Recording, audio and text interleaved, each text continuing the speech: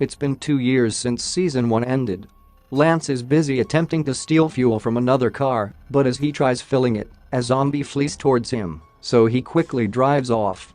He nearly runs a woman over who begs him to let her in, so he does, but it was a trick, as the woman, assume this is Sophie, has a partner in crime, assume this is Luke, who shoots him, and then they steal the car. Zombie Lance is relentless and clings onto the car roof as they drive. Eventually, the car crashes and the zombie flings off the top, fleeing in the snow. The episode flits to a forest in the cold winter. A man is walking a little raggedly, and a zombie is attempting to catch him from behind. Eventually, the man reaches a house, and luckily, someone shoots the zombie. The man is relieved, but then he's shot too, square in the head. There's a fight between militia and normal citizens. There's plenty of struggle between both groups. The militia appears to have lost this fight. They are curious about where a plane was going. The people ask a struggling prisoner who needs water. He tells them that his wife is in a house. They want to know where the house is, and in return, they'll give him water. The man suddenly turns into a zombie. The leader of a militia faction asks the same prisoner where the house is. The leader pressed him on questions, but they are suddenly attacked. Sun is a prisoner as part of this militia faction, and the leader drags her away. They end up on a snowmobile, but the driver is shot, and they fall off. Freddy is sat on a tree near this house. He gets down from a tree, picks up some logs, and runs towards the house. A zombie runs after him, and he knocks on the door, explaining he has the wood, and asks the person inside to open it. The person inside is Rose, and once she lets him in, she tells Freddy that she doesn't think he can stay, but he begs her.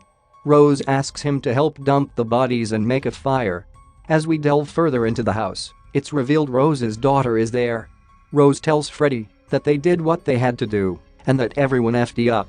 She reminds him that her daughter is with her and puts a gun to his head. She tells him if he shows a single expression, even if he doesn't mean it, she will kill him. Freddy apologizes, so Rose tells him to dump the bodies outside. Freddy drags a dead body nearby. Rose sees a man running towards the fence, so she kills the zombie and kills the man. It looks like she has a no-mercy policy. Spears wakes up in the woods, and he's struggling a little. He has a wound on his stomach that's painful. He does his best to move forward. Luke gets out of the wrecked car. He finds a building, and someone locks the door before he can get in. He begs the woman to let him in, but they end up arguing. Luke finds a car with a gun, and he's relieved. As he's about to set off, the zombie smashes through his car window. Episode 2 serves the audience context to what happened before the opening chapter to provide different character perspectives. Sirens are going off, and Ray is packing items. He's a little on edge, convincing himself that everything is going to be okay. Wielding a baseball bat, Ray slowly walks around the house. He closes the door on a zombie, and the way he keeps convincing himself that he's going to be okay sounds like he's speaking to his children. Eventually, Ray leaves the house. A couple of men are taking items from a store. Anna slams on the shop door, and she tells the men that her parents are dead and asks if she can come in. Feeling guilty because she's a kid, they let her in. Anna immediately goes to the back of the store and lets Rose, Spear, and Sun in. They tell the man to leave the store.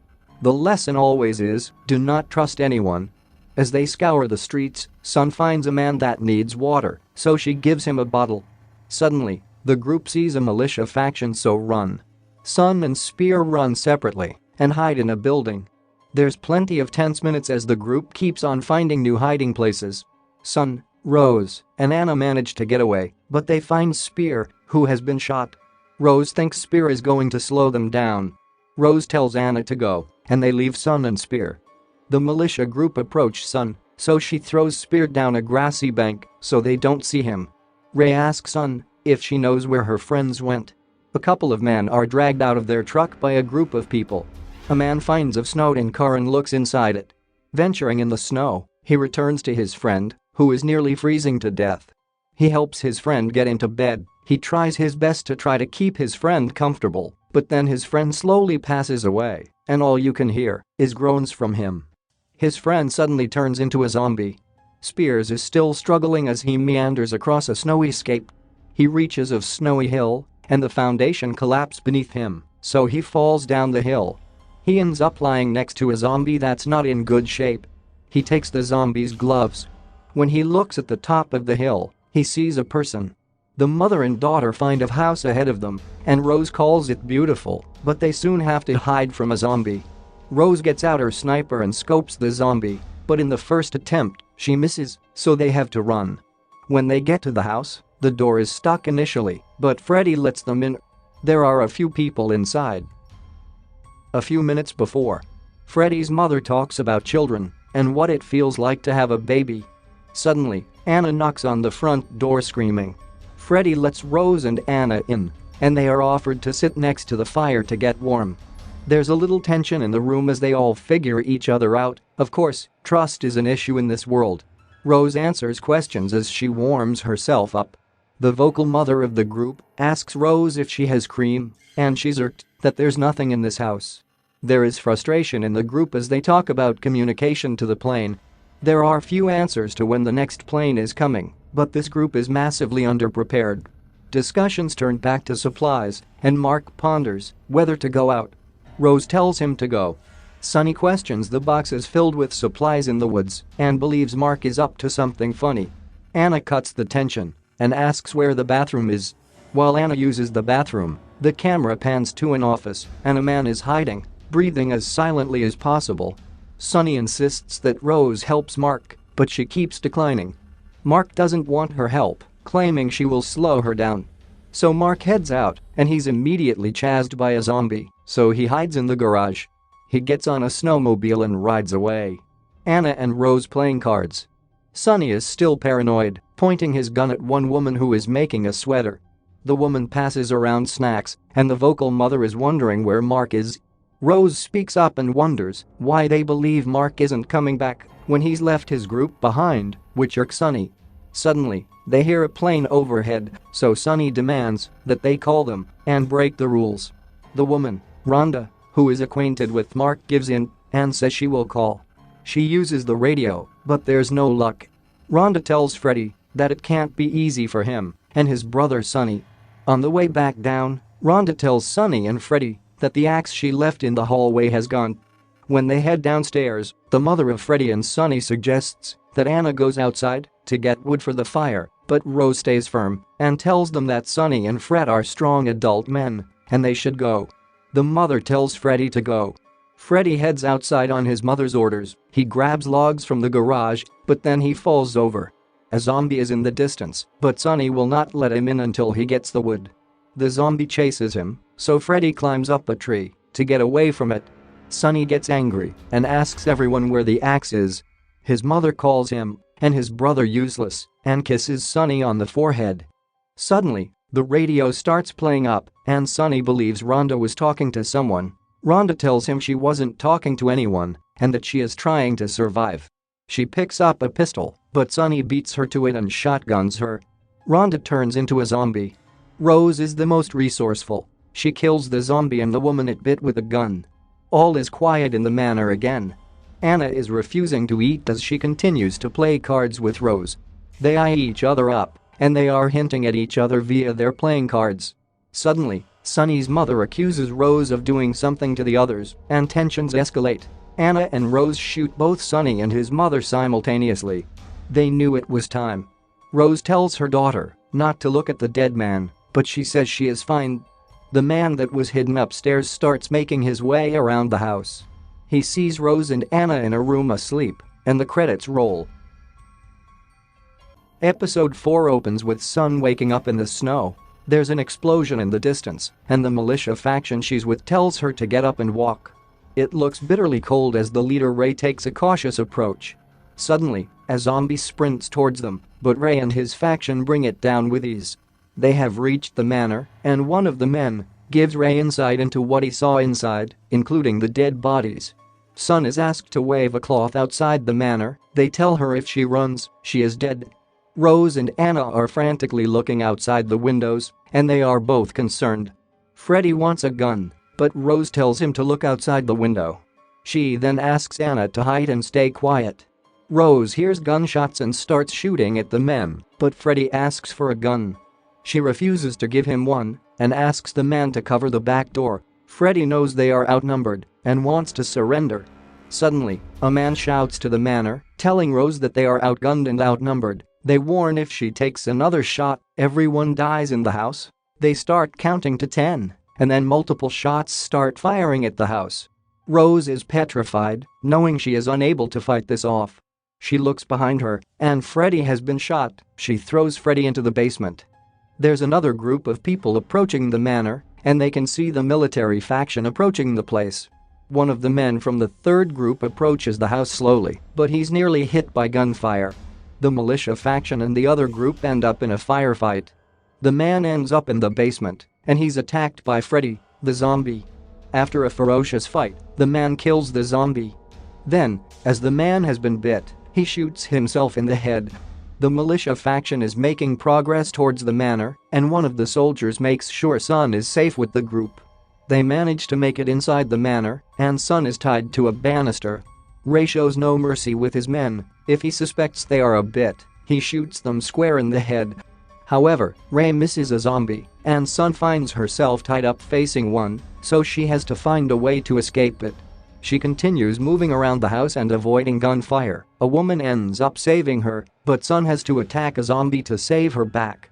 A plane is heard overhead, and someone jumps out of it in a parachute.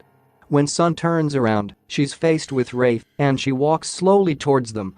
The woman that saved her earlier points a gun at her, so Sun closes her eyes and begins to cry, but Ray grabs her cuffs and drags her away. The woman who was on the other side joined the militia. Rose and Anna are hiding upstairs. They take out one of the attackers, but Rose is struggling with her ammo. The two women hide in the bath as the battle inside the manor keeps going. The man who has been hiding in the manor walks into the bathroom and tells them both to be quiet. One of the soldiers finds them, so they surrender. Once they hear a plane, the soldiers walk off. The man hidden in the house tells Rose that he knows how to get to the plane and begs her not to shoot. Rose asks the man to back up as he leads the way. The trio leaves the manor. The war is over.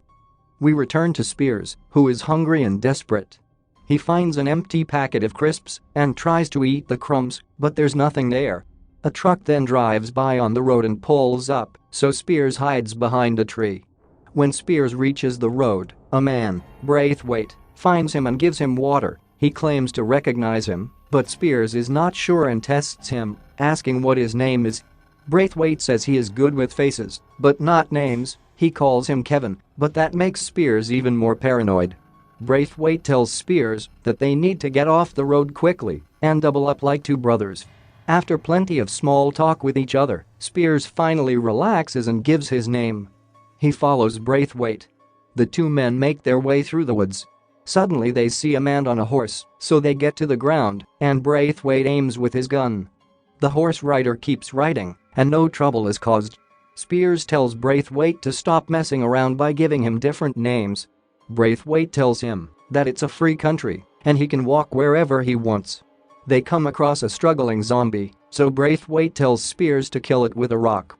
He then provides Spears with alcohol and a gun. Braithwaite decides to make a fire.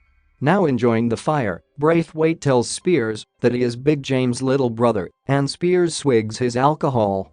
The pair reminisce now they understand where they are both from. They drunkenly enjoy their conversation with each other.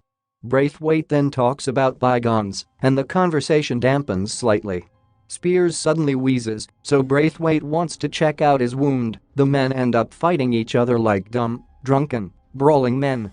Braithwaite wakes Spears up. It's raining badly, and they can hear a horse galloping nearby. They can hear screaming and growling in the distance, and both men are unsure what to do. Spears is still struggling, and Braithwaite asks again how bad is his wound is. When he looks at it, he tells him it is infected. The men keep moving through the rain, chit-chatting. Braithwaite tells Spears that he's never ridden a horse before, and he likes how pretty they are when they run. Suddenly, they hear the zombies, so they keep fleeing and shooting them down. The two men finally find a house, head inside, and shut the doors. When they look around the place, there's writing all over the wall. It's about an ascension. They noticed blood on the floors. When they go upstairs, there are loads of dead bodies, all in yellow clothing. A man sits in the middle of the dead bodies, and he tells them, "You made it," and says he has been waiting for them. He passes Spears a pistol. The man thanks him, and Spears shoots him square in the head. Behind him, Braithwaite retches. Spears tells Braithwaite that he remembers him and says he killed his sorry ass. He thought what he did was enough. Braithwaite calls it a miracle and tells Spears that he wasn't expecting him to shoot him twice in the back, but he explains he isn't a vengeful person. Spears raises that he lost his gun, so it takes the choice out of the situation. Suddenly, the pale horse walks down the river banks and Braithwaite is mesmerized by it. A single tear leaves his eye and then Spears points the gun at the back of his head. He doesn't shoot and Braithwaite walks off. A group of people is walking through the snow and one of the group members complains that he is starving. He's told to quit his bitching and eat some snow. The group finds a large wooden box and tries and open it themselves, but then they are approached by a man with a gun from the militia faction. The soldier asks Mance to help and gives him a tool to open the box. Inside there are food and medical kits. The soldier wants to work with the group to get over the ridge and have a fair share of the box. The soldier reveals himself as Sam and shakes hands with Mance. We return to Rose, Anna, and the man who is leading them. He has a surprise place for them that is apparently safe, but Rose is not feeling sure about the situation. She feels like he is lying, but he is insistent. Rose says if they are not in this safe place by sundown, she'll kill him. Sun continues to be dragged in cuffs by Wraith. They come across another group. They've found a box with food and medical kits. Ray tells them that he doesn't want to give the other group a fair share and that he will offer them scraps. Sam and the group are still working together to move the large box over the ridge. The man that Rose and Anna are with is panicking as he can't find what he's looking for. Rose knows he is lost and is confident that there is no place and calls him a fucking liar. She feels he has brought them up here on a ridge to die. The man and Rose start arguing, frustrated with the situation. The man tells her he knows a ski lodge with power, water, and food. Rose laughs and says it sounds nice and asks the man if they can go for a walk. She tells Anna to stay behind. The man begs Rose, but she tells him to keep walking. Rose takes him to a place to shoot him, but Anna tells her mother to stop. Rose offers the man mercy due to her daughter, and the man is relieved. One of the men from the other group kills one of Ray's people. He tells Ray to get the scraps, and they'll take the rest. It is a showdown between both groups. Sun suddenly gets up and tells them all to stop and speaks in Korean. She says, "Friends."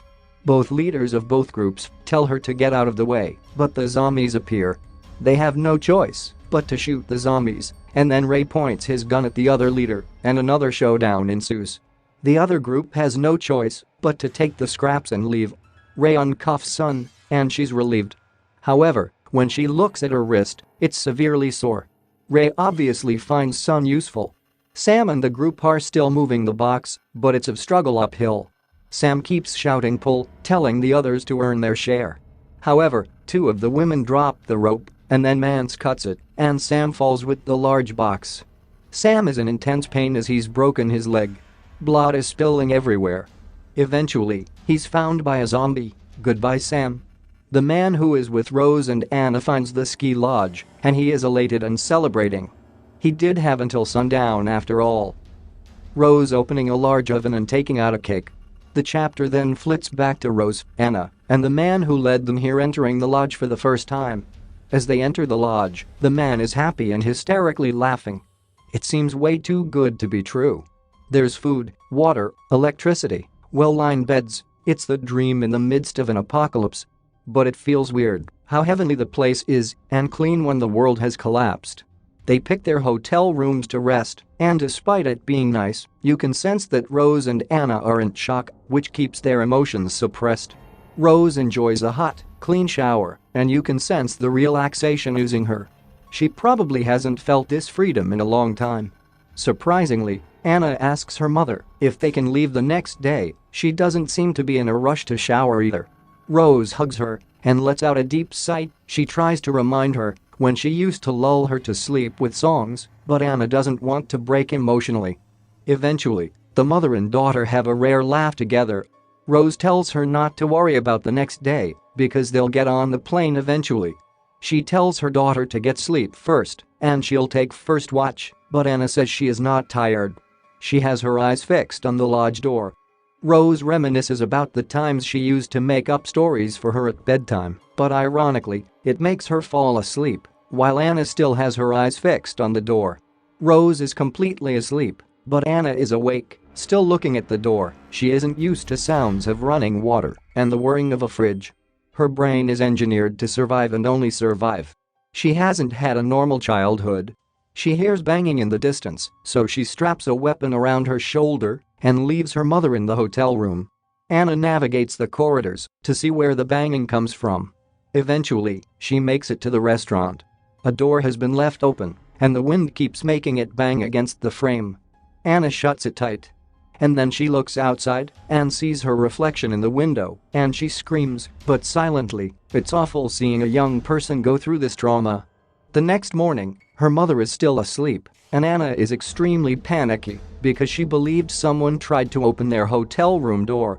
She knocks on the man's, Boone, hotel room and enters. He is still asleep, so naturally, she feels someone is in the ski lodge. Anna once again finds a door that is open, smashing against the frame and the wind. She can hear zombies gnarling in one of the hotel rooms, and the sinister music starts playing. Rose finally wakes up from her long sleep. It takes her a while to come round, and she takes a gulp of water. That's when she realizes Anna is not in the hotel room. She checks to see if Boone is with her daughter, but then she hears Anna shouting for her. She runs downstairs, and Spears is there with her. Rose, Anna, Boone, and Spears enjoy a range of good food at the ski lodge. Boone is still excitable about the supplies they have got for a year, but the others are not impressed by his excitement. Spears is still infected and suffering as Rose eyes him up. He asks Boone if he has checked all the rooms, but Anna says he hasn't, and some infected people are here. Spears entertains Boone and says he might stay there for all the nights that is possible and says FK the airstrip, as he'd rather have a roof over his head and a hot plate. Anna asks the right question, and then what? But Spears claims there is no airstrip. Boone disagrees and says the airstrip is close. Anna says they need to go to the airstrip to get on the plane, but Spears and Boone question whether they need to leave the place at all. Anna raises it's easy for Spears to say stay put because she knows he is dying. Rose tries to stop her from saying it, but she says it anyway. Spears talks about when he was laid in a ditch, dying, and that he heard his mother's voice begging him to repent before it is too late. Anna walks off with her shotgun. Rose tells the table that her life has one meaning, and it's her daughter, so everyone else can get the FK out as it's probably going down. She tells Spears that she isn't sorry for leaving him behind, as she had no choice. Spears says, bygones, just like Braithwaite said to him in the previous chapter. Rose stands outside the oven, watching the cake bake. While taking it out of the oven, she hears a gunshot. She rushes out, and Anna has killed Spears. She tells her mother, we're leaving. Anna is in control now. The trio head to the airstrip. Suddenly, Boone runs off. There's a flashback. Anna walks into the restaurant in the ski lodge with her shotgun, and she asks Spears where her mother is. Spears explains that every time he closes his eyes, he feels like it will stay that way, but then he wakes up. He wonders if he's waiting for someone. Anna turns to him with her shotgun, and Spears is impressed with her alertness. He tells her she was right about him not having long left. Spears feels he has found a spot to rest, but then he says, I couldn't myself, and grabs the pistol and puts it down. He asks her to do it for him. Anna's eyes well up, knowing exactly what he's asking. Spears prepares for his death and makes a joke about still looking fly. Tears flow down Anna's face, and Spears tells her not to leave her mother and take care of her. After what feels like an eternity, Anna shoots Spears clean. Ray, with blood streaming down his face, he's calling everyone disgusting and claims they would have gotten on the plane if they all listened to him. He asks the person he's looking at to open the door and claims he has been dead for a long time. Rose and Anna make it to the airstrip. The conversation of Spears comes up, and Anna tells Rose she did what her mother couldn't. She doesn't want to rot in a place like her father, and her mother tells her to shut her mouth. They can't argue for long because Boone, the zombie, chases them. A bird's-eye view shot shows that Anna and Rose are not alone. Every group that has been on this long journey is coming to the airstrip.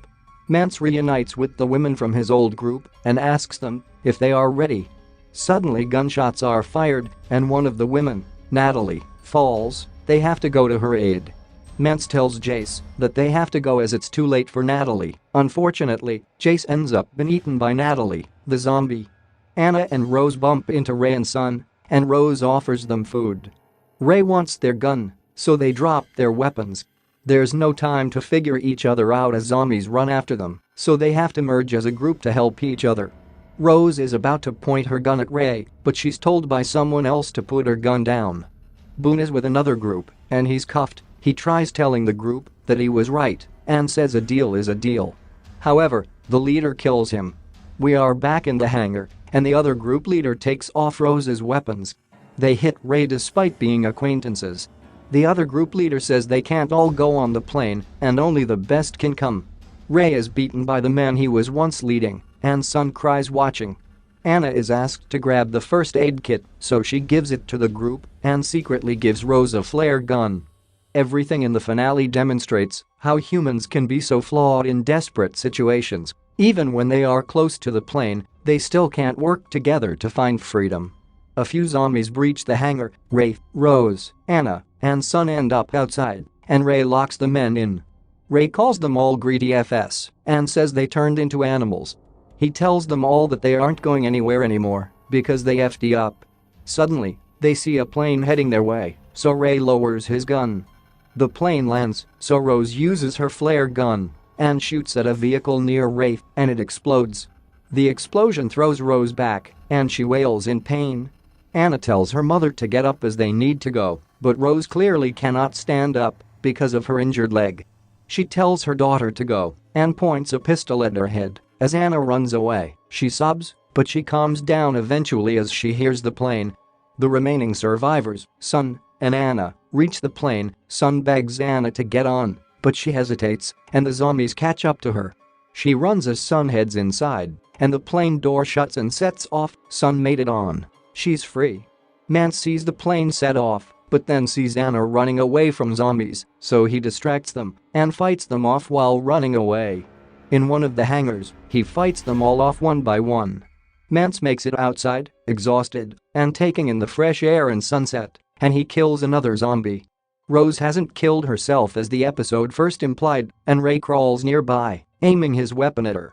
She looks to her right and sees her daughter Anna, just like Spears said, "Look after your mother."